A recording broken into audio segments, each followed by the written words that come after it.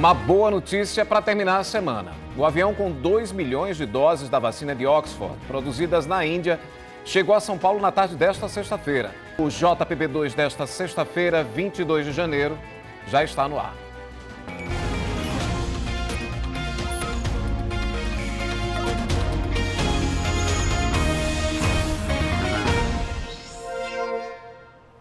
Olá, boa noite para você. Vamos apresentar agora alguns números para que você possa entender bem como é que foi programado o começo da vacinação contra a Covid-19 aqui na Paraíba.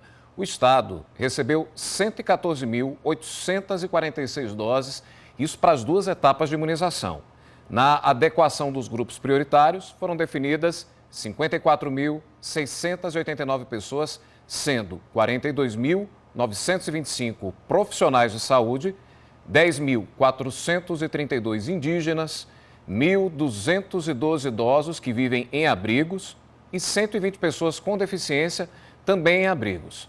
Aí é preciso fazer uma conta. Como cada um recebe 2 doses, o total dá 109.378 doses necessárias. Mas aí o Estado recebeu mais, como eu disse há pouco. O que é que vai ser feito então com as 5.468 que restam? Segundo a Secretaria de Saúde do Estado, essas doses que sobraram formam uma reserva técnica. Estão guardadas e não há previsão ainda de como é que vão ser usadas. Elas precisam, segundo o governo, ficar guardadas para garantir que todos recebam a segunda dose nesta primeira etapa. O plano inicial do governo estadual era vacinar 9.890 indígenas, mas segundo a Secretaria de Saúde da Paraíba, o governo federal fez uma revisão e disse que a população indígena a ser imunizada era maior, 10.432. Por isso, mais doses foram destinadas a esse público prioritário. Um outro dado importante, dos 111.453 profissionais de saúde na Paraíba, vão ser imunizados nesta etapa 42.925. Isso dá quase 39% do total. O governo do estado aguarda informações sobre novas remessas para saber quando mais profissionais de saúde vão ser imunizados e quando outros grupos prioritários vão ser incluídos. E mais um hospital aqui em João Pessoa está vacinando seus profissionais. Tem gente sendo imunizada agora, como mostra para a gente o repórter Herbert Araújo. Oi, Herbert, boa noite para você. Olá, Hildebrando, boa noite a todos. Estamos aqui em mais um plantão de vacinação do JPB, a gente pode dizer assim, né? A gente está aqui no Hospital Memorial São Francisco. A vacinação está ocorrendo aqui e eu vou mostrar para vocês como é que acontece. Essa moça que está aqui na porta, ela tem uma lista dos trabalhadores aqui do hospital e aí as pessoas vão chegando e ela vai conferindo se a pessoa realmente trabalha aqui no hospital, se é funcionária, e aí depois a pessoa vem para cá. Aqui é feito o registro, porque todos esses dados que estão sendo anotados aqui, das pessoas que estão sendo vacinadas, depois vão ser enviadas para a Secretaria de Educação e, por sua vez, para o Ministério da Educação. Mais na frente aqui é feito o cartão de vacinação. E depois a gente tem aquilo que todo mundo espera, né, que é a imunização. Aqui na frente já tem gente se vacinando nesse momento e assim segue essa rotina, né? A sequência é justamente essa que está acontecendo aqui no hospital. O pessoal do turno da noite, que está chegando agora para ser vacinado, essa vacinação ela também aconteceu em outros horários e a gente conversa aqui agora com o Edilson. Edilson, como é que foi organizar aqui? Como é que vocês organizaram? Fizeram por turnos, por dias, para poder imunizar todo mundo aqui do hospital? Exatamente. A gente dividiu em dois turnos, em 2 dias, né? Começamos ontem pela manhã, fizemos também ontem à noite, hoje pela manhã fizemos a continuidade e agora estamos encerrando, né, hoje à noite, o último turno de vacinação aqui na nossa unidade. Ao todo, são quantas pessoas imunizadas aqui? Foram disponibilizadas 450 doses para a nossa unidade. E eu imagino que todo mundo que está vindo para cá, que trabalhou durante todo esse período, está sendo imunizado, o astral do pessoal está bacana, né?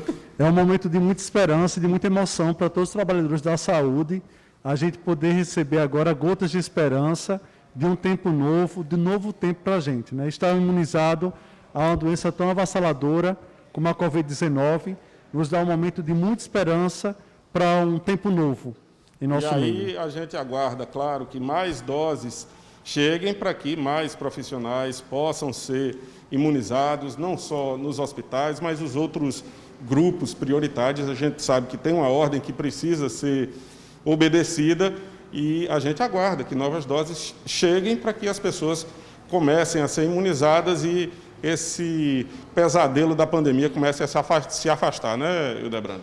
É isso aí, Herbert. E vamos falar de novo das denúncias de que tem gente recebendo vacina sem ter direito. Falando aqui de João Pessoa, como é que o setor de imunização está estabelecendo os critérios para combater, para evitar esse tipo de coisa, hein? Olha, surgiram sim essas denúncias de que tinha gente furando fila em alguns locais. A gente sabe que essa é uma situação gravíssima, mas tem regras estabelecidas para isso. Aqui em João Pessoa, quem estabelece as regras é a Secretaria Municipal de Saúde. Hoje a gente conversou com o Fernando Virgulino, que é o responsável pela imunização da Secretaria Municipal de Saúde, e ele explicou os critérios bem direitinho. A gente levou em consideração todo um caráter técnico. A princípio, a gente precisa mostrar para a população e para todo mundo o que é trabalhador de saúde. Muitas pessoas confundem o nome trabalhador de saúde com profissional de saúde.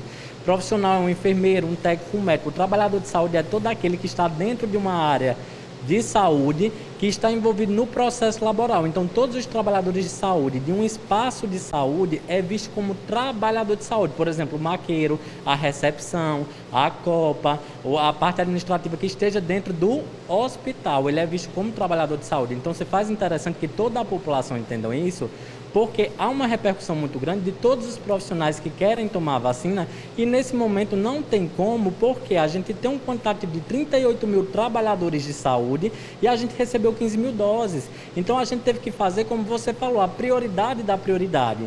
Então a gente elencou os hospitais referência Covid da capital e não fazia sentido eu estar num local que eu tenho certeza que há a circulação do vírus, lá eu tenho certeza. Por quê? Porque os hospitais podem receber síndrome gripal.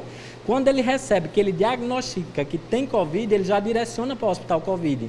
Então seria uma negligência muito grande da gente vacinar só a ala Covid e deixar os outros trabalhadores que estão circulando nesse hospital, que almoçam no mesmo refeitório, deixar eles sem a vacina. Por quê? Porque eles podem adoecer, eles têm direito à vacinação. Ninguém está fazendo uma vacina que não esteja fora do contexto estipulado pelo Ministério da Saúde. Isso está aí para todo mundo ver através de informe técnico da campanha nacional de vacinação contra a Covid, e eles estão num espaço que é referência Covid. Em relação aos outros hospitais, como o Hospital de Trauma, o Trauminha, as próprias unidades básicas de saúde da família, apesar de esses locais também receberem pacientes com síndromes gripais, como você colocou, né, que pode ser Covid também, esse pessoal não tem prioridade agora, nesse momento? A próxima fase é atender esses locais? Isso que acontece, a gente aguarda o Ministério da Saúde mandar as doses. Se eu tivesse recebido as 38 mil doses, que são um volume de trabalhadores de saúde aqui da capital, todos estariam sendo vacinados sem distinção. O problema é que é um volume de trabalhador muito grande com 15 mil doses. Então, cada município teve que lançar a estratégia do que ia fazer com o quantitativo de doses que recebeu. Certo que sempre levando em consideração o que é correto e o que é técnico dentro das normativas do Ministério da Saúde. Então, foi isso que ocorreu. Herbert, Fernando Virgulino apresentou os critérios e eles foram tema de uma reunião hoje à tarde, é isso mesmo? Verdade, Hildebrando. Agora, antes de falar sobre essa reunião, deixa eu fazer aqui uma correção. Ainda há pouco eu falei de secretaria e também de ministério. Claro que é Secretaria e Ministério da Saúde. Eu acabei falando de Secretaria e Ministério da Educação, óbvio que não é isso. A gente está falando de saúde aqui. Mas a respeito dessa reunião, foi uma reunião que contou com a presença do Ministério Público Federal, do Ministério Público da Paraíba, também o Ministério Público do Trabalho com a Secretaria de Saúde de João Pessoa. Isso porque, a gente relembra, teve uma série de denúncias de que pessoas, inclusive de setores administrativos, pessoal que não é exatamente profissional de saúde, mas sim trabalhador de saúde, acabou sendo vacinado em um hospital particular aqui de João Pessoa, O Ministério Público disse que vai apurar esse caso. A vacinação nesse hospital chegou, inclusive, a ser suspensa. A Secretaria disse que vai fazer uma auditoria, que vai pegar as listas das pessoas que foram vacinadas para poder verificar, né, quem são essas pessoas, se está tudo dentro dos critérios. O hospital, que é o Hospital Nossa Senhora das Neves, ele publicou uma nota dizendo que segue rigorosamente o plano estabelecido pela Secretaria de Saúde do município. Como a gente ouviu ainda há pouco o Fernando Virgulino falar, essas regras do município, elas consideram os trabalhadores de saúde. Então, todos aqueles que trabalham em hospitais que são referência para a Covid-19, sejam eles pessoas que sejam profissionais de saúde ou sejam profissionais do administrativo, eles usam áreas comuns e são considerados, pelas regras do município, pessoas que devem ser imunizadas nesse momento, porque, afinal de contas, eles estão em contato com profissionais que têm esse contato direto com os pacientes. E quando a gente está falando, por exemplo, de uma recepção, por exemplo, todo mundo passa pela recepção do hospital, seja do administrativo, seja médico, seja paciente também, né? Herbert, Ministério Público Federal também em ação está agindo aí para combater, para evitar furões. A ideia é essa mesmo, né? Exatamente. E aí a gente está falando não só aqui de João Pessoa, a gente está falando do Estado inteiro. O Ministério Público Federal enviou uma recomendação para todos os municípios para que eles respeitem os critérios que foram estabelecidos pelo Ministério da Saúde e também pela Secretaria de Saúde do Estado. Essa recomendação foi feita pelo procurador Antônio Edílio. Hoje de manhã, ele conversou com a TV Cabo Branco. São poucas vacinas para muitas pessoas. E por conta desse quadro, que tem que haver uma estratégia, um planejamento, e é preciso que se cumpra essa estratégia, esse planejamento, senão não vai produzir o mínimo de resultado. Se começar cada qual, por conta própria, colocando seus interesses, seus instintos à frente da racionalidade, à frente da razão, agindo como pessoas espertas e não como pessoas honestas que obedecem regras, isso vai ruir todo esse projeto, vai ruir toda essa programação, todo esse desejo de fazer o controle da doença. Quem desrespeita o programa para atender a interesses pessoais ou interesse de terceiro, comete crime, que pode ser crime de corrupção ou crime de prevaricação. E também comete ato de improbidade administrativa. Então, na medida que o Ministério Público Federal for identificando essas situações, vai aprofundar as apurações para tentar compreender toda a sua extensão e vai certamente tomar as providências no sentido de punir os responsáveis. O papel principal é da população nessa atividade de exercício de cidadania. O Ministério Público Federal tem um espaço no site do Ministério Público Federal e tem um aplicativo. É um aplicativo que você baixa no celular que se chama MPF Serviço. Independentemente dessa busca do Ministério Público Federal, também pode se procurar o promotor em cada cidade, porque o Ministério Público Estadual, assim como o Ministério Público do Trabalho, estão conosco nesse trabalho, fazendo um esforço conjunto no sentido de tentar dar uma contribuição. Muito bem, vamos encerrar com uma notícia bacana. Hoje a Anvisa ela aprovou o uso de mais 4.800.000 doses da vacina Coronavac, a vacina que é produzida pelo laboratório chinês em parceria com o Instituto Butantan. Ainda não tem um prazo de quando essas vacinas vão ser distribuídas, isso depende, claro, do Ministério da Saúde, mas não deixa de ser uma boa notícia nessa sexta-feira, né, Hildebrando? É isso aí. Mais um plantão de vacinação com você, com boas notícias aqui no JPB2. Obrigado pela participação, bom trabalho, Herbert. Vamos agora aos novos números da pandemia da Covid-19 aqui na Paraíba. Os dados foram divulgados na tarde de hoje pela Secretaria de Saúde. 3.955 pessoas morreram na Paraíba por complicações da Covid. Foram 16 novas mortes neste boletim, o maior número desde o boletim de 11 de janeiro. 6 dessas, 16 mortes, aconteceram nas últimas 24 horas. No boletim de ontem foram 13 mortes. 181.773 casos já foram confirmados no estado. É o terceiro dia seguido com mais de 1.000 casos por dia. Foram 1.309 novos casos nas últimas 24 horas. É a primeira vez com 3 dias seguidos com mais de 1.000 casos confirmados desde os dias 16, 17 e 18 de dezembro. Ontem foram outros 1.111 casos. Antes de ontem, 1.272. Houve crescimento na ocupação de leitos de UTI em quase todas as regiões da Paraíba. Na média do estado, a ocupação subiu de 51% para 52%. Na região metropolitana de João Pessoa, aumento de 56% para 58%. Em Campina Grande, a única queda, de 61% para 59%. Já no Sertão, aumento de 54% para 56%. 138.676 pessoas já se recuperaram da Covid-19. De acordo com esses dados divulgados pela Secretaria, a nossa equipe calculou a média móvel de casos e mortes. Primeiro, vamos acompanhar a média móvel de casos. Neste momento, a média de casos confirmados nos últimos 7 dias é de 825 casos diários. Há 14 dias, em 9 de janeiro, a média era de 664 casos por dia. Isso representa um aumento de 24% entre um registro e outro. De acordo com os indicadores dos especialistas, isso coloca a Paraíba em alta nos casos confirmados. A média de mortes nos últimos 7 dias é de 12 mortes por dia. Comparado com 14 dias atrás, o dia 9 de janeiro, a média era de 15 mortes por dia. Comparando a média de hoje com a média do dia 9, temos uma diminuição de 20% na média móvel de mortes. Apesar de estarmos em queda, ainda estamos com números altos. Precisamos continuar atentos e vigilantes nos cuidados durante esta pandemia. Receberam alta médica hoje 4 pacientes vindos do Amazonas para tratamento da Covid-19 no Hospital Universitário de João Pessoa. 13 pacientes seguem internados. O quadro clínico deles é estável e 3 permanecem internados na unidade de terapia intensiva.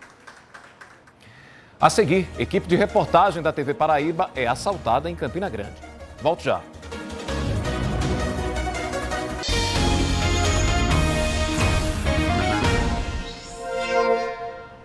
Uma equipe de reportagem da TV Paraíba foi assaltada hoje em Campina Grande. Veja que o assaltante vem devagar na moto pela calçada. E aí ele foi pedindo o celular, de mim ele roubou o meu celular e também a minha aliança. E de Damião ele levou o celular e um relógio. As imagens mostram esse momento que Arthur relata, quando tenta sair do carro. E também quando o bandido dá meia volta e foge na moto. O assalto foi no fim da manhã, nessa rua, no centro de Campina Grande. Eu jamais, com 34 anos aqui, ia passar pela situação dessa. Eu fiquei surpreso. Até agora ainda estou abismado com um carro identificado, com a jaqueta, sabendo que nós estamos na televisão, da imprensa, e ele não queria nem saber. Assaltou e foi. Inicialmente, eles acreditavam que havia um comparsa numa moto, mas pelas imagens ficou claro que o assaltante estava sozinho na hora. É uma coisa assim que só sabe quem passa, né? Porque hoje eu olho assim e digo dos males o menor, né? Porque isso é coisa que a gente recupera. Mas na hora que acontece, você vê aquele cano daquela arma, você acha o tempo inteiro que ele vai atirar, né? E que e eu pensava muito em Damião, porque ele estava do lado de Damião. Então meu medo o tempo inteiro era que ele fizesse alguma coisa, principalmente com o Damião, já que ele estava mais perto. A polícia pede a quem tiver informações sobre o suspeito ligar para o número 197. Não precisa se identificar e a ligação é gratuita. Que situação, hein? Os usuários do transporte público de João Pessoa têm opiniões distintas sobre a atual forma de funcionamento do terminal de integração do Varadouro. O espaço se tornou uma grande parada de ônibus com horário limitado para seguir viagem. Antes, você entrava no terminal e não tinha hora definida para pegar o ônibus. A integração temporal passou a funcionar em João Pessoa em 2008. Depois de descer do ônibus, o passageiro tinha 30 minutos para pegar a próxima linha sem precisar pagar uma segunda passagem. Fazer integração a qualquer momento só no terminal do Varadouro. Mas em maio de 2020 as regras mudaram. A integração temporal passou a dar uma tolerância de 80 minutos entre o momento em que o passageiro passa o cartão no primeiro ônibus e a passagem do passe legal no segundo ônibus.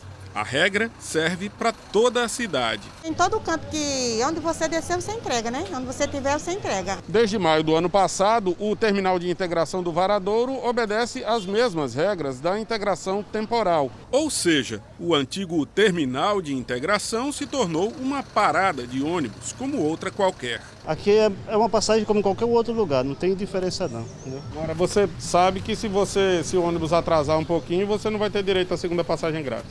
Não. Não sabia? Não. É um prazo de 80 minutos.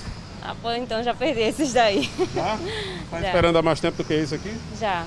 Nem todo mundo acha que o terminal deveria obedecer a essas regras. Preferem como era antigamente. Antigamente você podia chegar aqui e ficar o tempo que quisesse para depois pegar um ônibus que você ia pegar de graça. Agora você precisa ter um intervalo no máximo de 80 minutos entre um ônibus e outro. Você acha que isso melhorou ou piorou a vida do cidadão? Piorou com certeza, né? Às vezes não é respeitado esse tempo. Se demorar um pouquinho, já tem que pagar, né? É. Mas há quem veja avanços no novo sistema. Eu acho que melhorou muito, porque faz com que não tenha aglomeração e que tudo ocorra no controle, com o controle, né? Por outro lado, os vendedores se queixam. Matou o movimento da gente geral aqui dentro. Deixou a gente sem nada. Pouca gente para comprar. Pouca gente para comprar. Para responder aos questionamentos que a gente viu aí na reportagem, a gente está aqui ao lado do superintendente da CEMOB, George Moraes. George, com relação a esse caso específico das pessoas que disseram que achavam melhor quando podiam ficar mais tempo lá no terminal de integração sem perder o direito da gratuidade na segunda passagem, o que é que a gente pode dizer para elas? Bom, primeiro existe uma recomendação das próprias autoridades sanitárias de evitar aglomerações. Então, essa integração puramente física, ela gerava esse tipo de concentração porque as pessoas pegavam o ônibus, desciam no terminal e, como não havia limitação de tempo para fazer o segundo embarque, lá permaneciam, principalmente estudantes, era culturalmente um ponto de encontro. Então há esse primeiro ponto a ser abordado, notadamente nesse período de pandemia. Já a integração temporal, a CEMOB entende como sendo uma forma de transbordo mais inteligente e mais benéfico para a população. Por quê? Porque hoje cada ponto de ônibus, cada parada na cidade é uma espécie de mini terminal de integração, utilizando-se do cartão Passe Legal, sem a necessidade de pagar a segunda passagem. Então, entre o terminal, entre a integração física e a integração temporal, entende-se que há mais benefícios e é uma maneira mais inteligente e que gera mais adequações para o cidadão. Vamos à previsão do tempo agora. Segundo a ESA, o sábado deve ser bastante abafado, com possibilidade de chuvas isoladas na maior parte da Paraíba. Brejo e Agreste com previsão de céu encoberto e ocorrência de chuva a qualquer hora do dia. Cariri, Curimataú, Sertão e Alto Sertão, céu parcialmente nublado a nublado, com ocorrência de chuvas isoladas. Aqui na capital, a temperatura deve variar entre 24 e 31 graus. Domingo será o segundo dia de provas do Enem. E amanhã, depois do Jornal Hoje, vai ser exibida a segunda edição do programa com dicas bem bacanas para os alunos, com professores e artistas. Ítalo de Lucena está no comando. A primeira etapa do Enem já foi vencida. Pelo menos para mim, a prova no geral foi tranquila. O Lá Vem o Enem continua com os convidados especialíssimos e essa que está chegando agora nos orgulha a cada novela, a cada minissérie, enfim, a cada trabalho que é feito. Bem, programão para o sábado. O JPP2 desta sexta-feira termina aqui. Assista agora a novela Haja Coração e depois ao Jornal Nacional. Boa noite e um ótimo fim de semana para você.